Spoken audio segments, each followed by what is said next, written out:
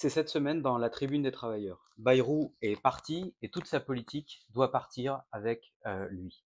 Il y a une immense colère dans ce pays, elle s'exprime notamment ce 10 septembre, elle s'exprime dans les actions diverses appelées aujourd'hui, elle s'exprime également dans les assemblées générales qui se tiennent dans les services, dans les administrations, les ateliers, elle s'exprime également dans les grèves ouvrières comme celle qu'il y a eu et qui était extrêmement puissante dans les transports en commun de Lyon.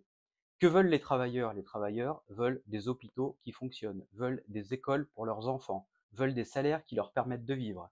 Ils ne veulent pas un budget dans lequel on couperait tous les moyens donnés aux services publics.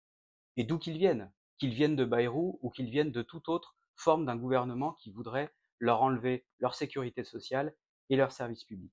Cette immense colère, elle cherche une issue conforme à ses aspirations. Alors comment y parvenir? De deux choses l'une, ou bien on continue comme avant. Et alors, les organisations syndicales, leur direction, appelleront à des journées d'action sans lendemain. Et alors, les députés, les dirigeants des groupes parlementaires voteront ou appelleront à voter des motions de censure, des motions de destitution bien inoffensives. Et alors, la politique de Macron continuera de s'appliquer. Mais il y a une autre possibilité, et il y a une autre issue, c'est la rupture franche et nette avec Macron, avec ses institutions, avec sa politique. Au Parti des travailleurs, nous pensons que cela passe par un gouvernement des travailleurs qui rejettera notamment les mensonges sur la dette, qui rejettera la marche forcée à la guerre, qui rejettera les budgets d'austérité et les coupes budgétaires. Comment y parvenir? C'est toute la question. Par la grève, par l'unité des travailleurs, par l'unité des travailleurs avec leurs organisations, par l'unité publique-privée, par le fait que les travailleurs décident par eux-mêmes de leur propre mouvement, de leur propre mot d'ordre, de leur propre calendrier. Et alors, l'unité ouvrière entraînera toutes les couches opprimées de la population, les paysans, les professions libérales, etc.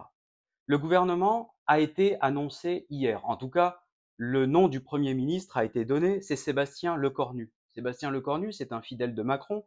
Il est d'ailleurs en lui-même le symbole de la crise du régime et le rétrécissement de la base sur laquelle s'appuie Macron. Lecornu, c'est un ancien ministre des colonies, c'est un ancien ministre de la guerre, c'est à lui que les marchands de canons et les milliardaires de l'industrie d'armement peuvent dire merci. C'est celui qui s'est félicité il y a quelques jours du consensus et des consensus obtenus à plusieurs reprises sur ce qu'il appelle lui-même un consensus autour de l'indépendance nationale, qui s'est exprimé notamment dans les votes sur la loi de programmation militaire, consensus qu'il a trouvé à l'Assemblée nationale, mais aussi au Parlement européen avec toutes les forces politiques.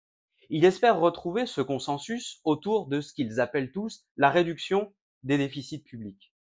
Pourra-t-il y parvenir? C'est toute la question.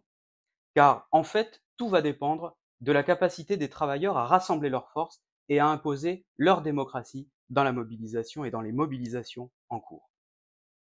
On trouvera dans la Tribune des travailleurs également le fait que Macron veut envoyer des troupes françaises sur le sol ukrainien.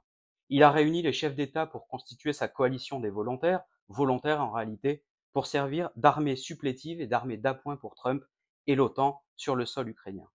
On trouvera également dans ce numéro les mobilisations en cours en Palestine et dans le monde entier, manifestations de centaines de milliers à Bruxelles, à Barcelone, à Gênes et ailleurs, mais pas à Paris.